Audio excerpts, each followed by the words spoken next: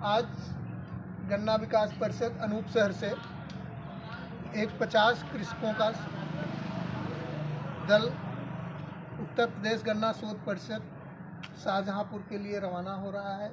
इसमें हमारे सभी ये प्रगतिशील किसान हैं जो वहाँ जाकर नई नई तकनीकों की नई नई प्रजातियों के बारे में जानकारी प्राप्त करेंगे। इसी में हमारे प्रशिक्षण में जा रहे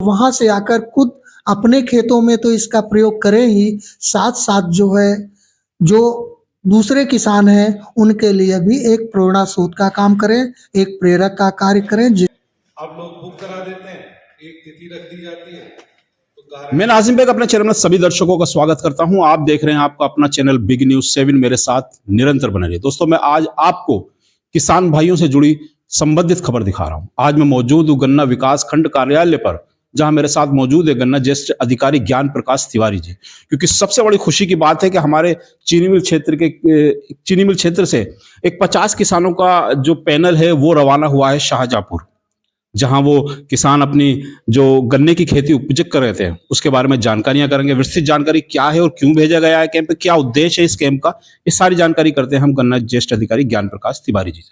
सर, क्या मकसद है इस गन्ने का जो कैंप भेजा गया है और क्या उद्देश्य, क्या वो वहां से प्रशिक्षण लेकर आएंगे? आज गन्ना विकास परिषद अनूप शहर से 50 कृषकों का एक दल जो है ये शाहजहांपुर के एक दिन के प्रशिक्षण के लिए उत्तर प्रदेश गन्ना शोध परिषद शाहजहांपुर भेजा गया है। ये वहाँ जाकर सभी किसान जो ये उन्नतशील किसान हैं वहाँ जाकर वैज्ञानिकों से नई नई तकनीकी सीखेंगे, नई नई वेराइटियाँ वहाँ देखेंगे। वहाँ फील्ड पर जो उन्होंने कार्य किया है उसका भी विजिट करेंगे। जैसा कि इस समय रोग कीट बहुत ज़्यादा, जैसे 38 रोग कीट से प्रभावित हो रही है, तो रोग कीट के बारे में भी वहाँ ये लोग प्रशिक्षण लेंगे। और वो प्रशिक्षण लेकर जब आएंगे तो स्वयं अपने खेतों पर तो उसका प्रयोग करेंगे ही, साथ साथ जो है ये अन्य किसानों को भी सुझाव देंगे, जिससे हम सभी किसान जो है गन्ने की अच्छी खेती करें, उन्नतशील खेती करें और अपने उपज को बढ़ाएं। अच्छा, एक दिवसीय कैंप है तो इसमें कितने लोग गए हैं लगभग? इसमें 50 तो किसान गए हैं, 4 हमारे सुपरवाइजर, उनके देख रेख के लिए 4 सुपरवाइजर भी गए हैं।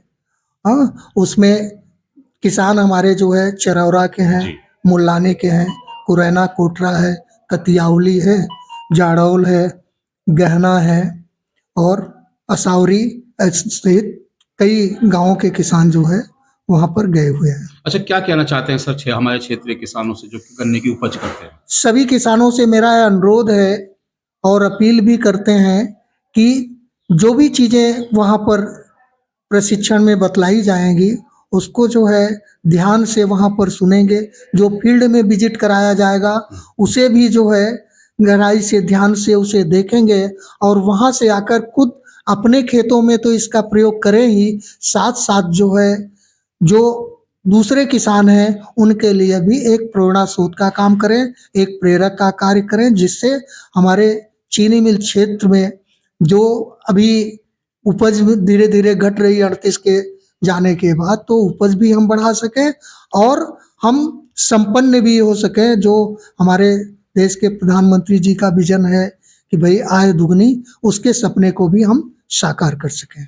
चलिए, थे हमारे साथ ज्ञान प्रकाश तिवारी जी, जिन्होंने बताया कि एक 50 किसानों का पैनल हमारा सुपरवाइजरों के साथ शाहजहांपुर गया हुआ है। वहां से जो प्रशिक्षण कर आएगा वो किसानों को भी लाभान्वित करेगा जो अभी वहां जाने से वंचित रह गए हैं।